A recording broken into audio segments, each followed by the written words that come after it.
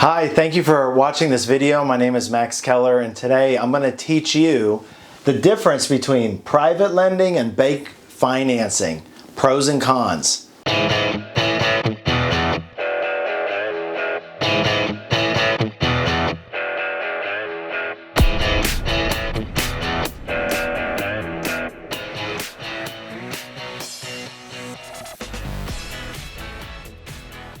We're going to get controversial, so if you disagree or agree, I want to see it down in the comments. And if you get some value out of this video, pros and cons, just give it a thumbs up, okay? All right, let's go. So number one is, well, let's define them. So private lending is when we're reaching out to an individual, a business owner, just a person who has deployable capital and they're, loaning money out to, to me, to you for your real estate deals. Okay, that's private lending. It's a private situation. Okay, bank financing, that's like, your large banks, that's your Freddie and Fannie Mac stuff, that's your community credit union.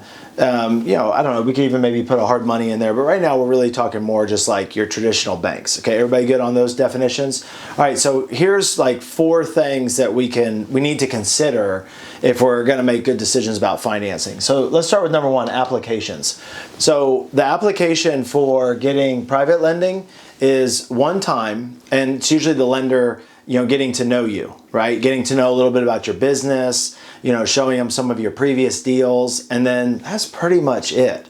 It's not a really super long, drawn out process, okay? I'm just talking in my experience and just general, okay? Because obviously we're gonna have a million scenarios of all of these, but just to make it quick, applications. You go to a bank, I've gotten money from banks, I've gotten money from community credit unions for my deals. You fill out a big time application, and then what happens when you fill out part 1? Part 2 comes, and then part 3. And you're filling out paperwork for sometimes hours before you find out if you can even get a deal or not. If you can get your stuff lended on, right? So that's a really, really big part, and a big reason why, I like private lending, period. Let's talk about the economy. So it's really interesting, I'm getting more calls now as we're in really like rocky times from my private lenders wanting to work with me than when things were all rosy, peachy keen. And so I found that the best deals in real estate are when the market is down or on the way down or just recovering. And it's usually the hardest time to get bank financing. Why? Because the banks start tightening up the lending. Right now, that's what's going on. With the virus, they don't want to loan out on anything. So I have tons of friends whose deals have either been canceled, the funding's been totally pulled out, or the rates have changed dramatically, so much to the point where it made the deal not even worth it. So the economy has a big impact on bank financing, not nearly as much on private lending. Sometimes it has a positive effect for you, okay? So number three, 100% funding. At a bank, really tough to get. Maybe owner occupied or something, but if it's non-owner occupied and it's for your real estate deal, just go walk into Bank of America and say, hey, I want to flip this house, or I want to keep it as a rental. I don't want to put any money in the deal. Just go see what they say, especially right now. They're all gonna laugh at you.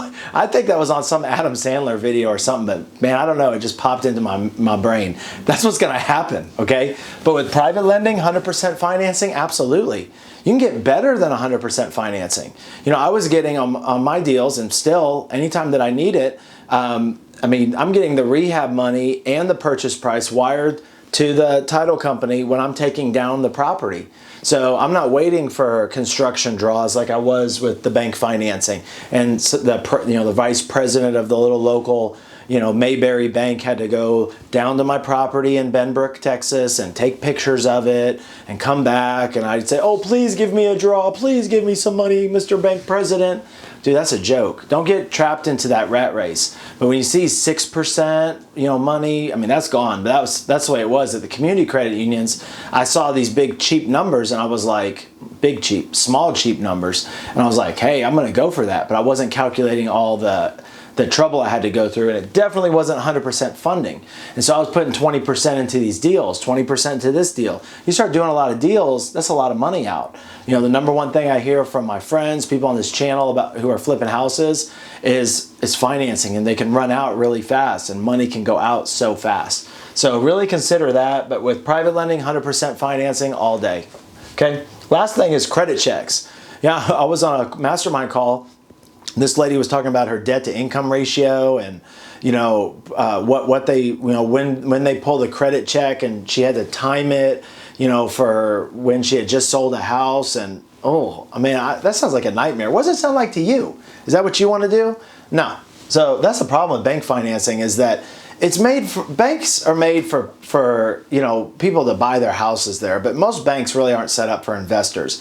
They don't really understand what we do. They don't understand, if you're an agent and you're trying to get into the investing world, they just don't get it. And so credit checks and things like that, you don't need any of those when you're doing private money.